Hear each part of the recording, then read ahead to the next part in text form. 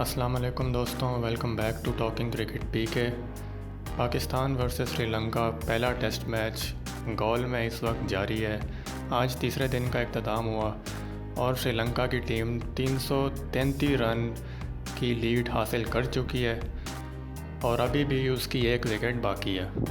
और अगर इस स्टेडियम की हिस्ट्री में देखा जाए तो आज तक कभी 250 से ज़्यादा रन फोर्थ इनिंग्स में चेस नहीं हुए, जिसका मतलब ये है कि अब यहाँ से पाकिस्तान टीम के लिए ये मैच जीतना तो निहायत मुश्किल हो गया है।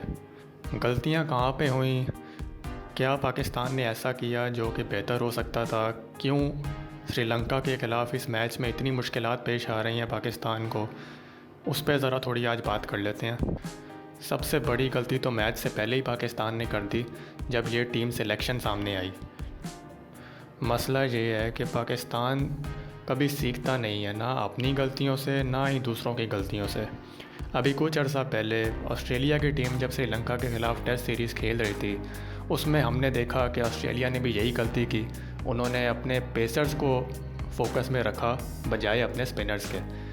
उनके जो फास्ट बॉलर्स हैं उन्होंने ज़्यादा ओवर्स कराए इसी गॉल की पिच पे, जो कि समझा जाता है कि स्पिनर्स के लिए ज़्यादा बेहतर है। लेकिन हमने देखा कि उनके फास्ट बॉलर्स, जो कि दुनिया के बेस्ट बॉलर्स माने जाते हैं, उनको वो रिज़ल्ट्स नहीं मिले जो कि वो उम्मीद कर रहे थे। और उसका नतीजा ये हुआ कि ऑस्ट्रेलिया दूसरे टेस्ट मैच में एक बहुत बड़ी मार्जिन से मैच हारा और सीरीज़ भी अपने हाथ से गंवा बैठा। और याद रखना चाहिए कि यही ऑस्ट्रेलिया की टीम थी जो कुछ महीने पहले पाकिस्तान आई थी और पाकिस्तान को घर में टेस्ट सीरीज़ हरा कर गई थी। जबकि माना यह जाता है कि इन दिनों यूजुअली जो टीम अवे फ्रॉम होम खेल रही होती है उसको हमेशा डिसएडवांटेज होता है और usually home team test series specially जीत जाती है अपने घर में।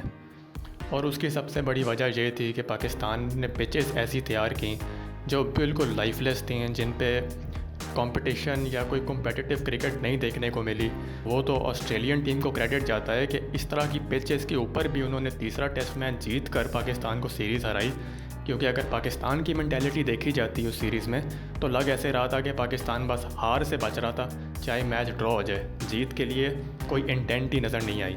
और अब अगर हम इस सीरीज़ की बात करें तो पहले टेस्ट मैच की शुरुआत से पहले पाकिस्तान ने एक ऐसा नाकाबिले यकीन डिसीजन लिया जो कि बिल्कुल भी जस्टिफाई नहीं किया जा सकता।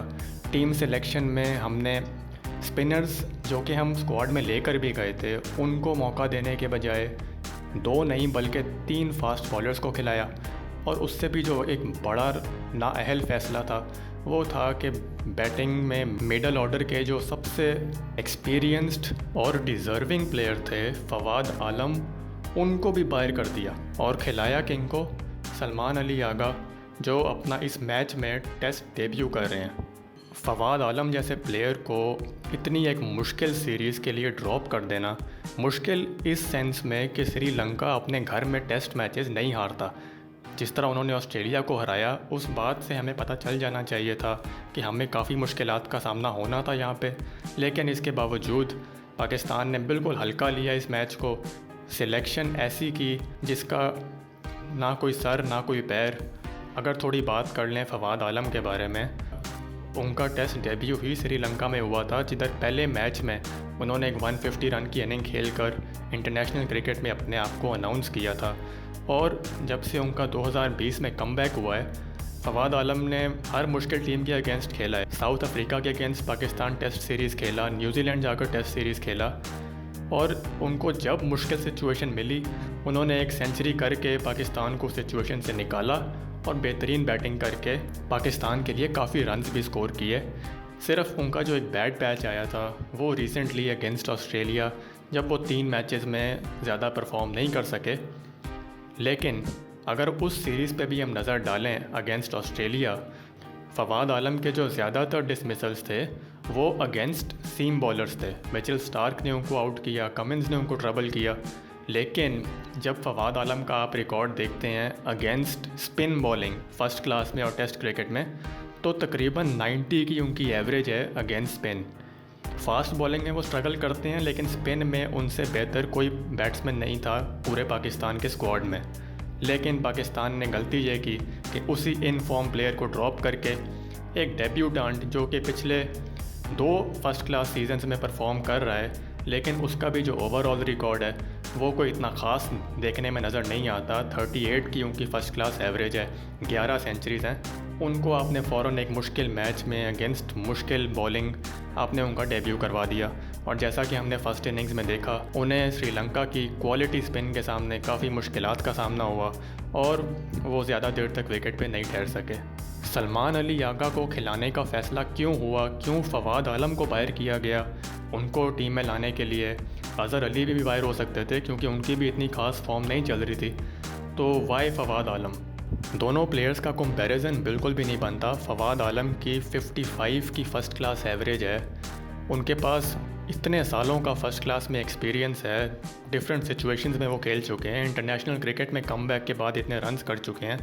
और आगा सलमान जो कि बिल्कुल इनएक्सपीरियंस्ड प्लेयर, उनको सिर्फ इस बेसिस पे पाकिस्तान टीम में डेब्यू करा दिया गया क्योंकि वो थोड़ी बहुत ऑफ स्पिन बॉलिंग भी करते हैं।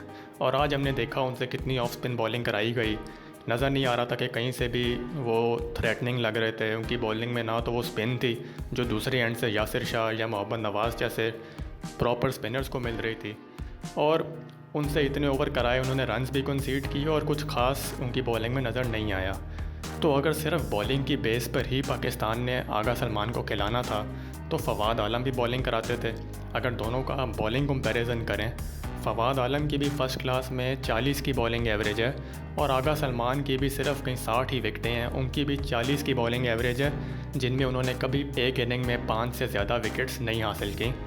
तो ये तो किसी सेंस में भी नहीं कहा जा सकता कि आगा सलमान एक प्रॉपर ऑलराउंडर हैं, वो एक पार्ट टाइमर बॉलर हैं। और आज जितनी उनसे बॉलिंग कराई गई, एक तो वक्त ऐसा भी था पहले सेशन में जहां बाबर आजम ने लगातार उनसे 8 ओवर का स्पेल करा दिया, जबकि दूसरे एंड से बॉलर्स ने विकटें भी लीं।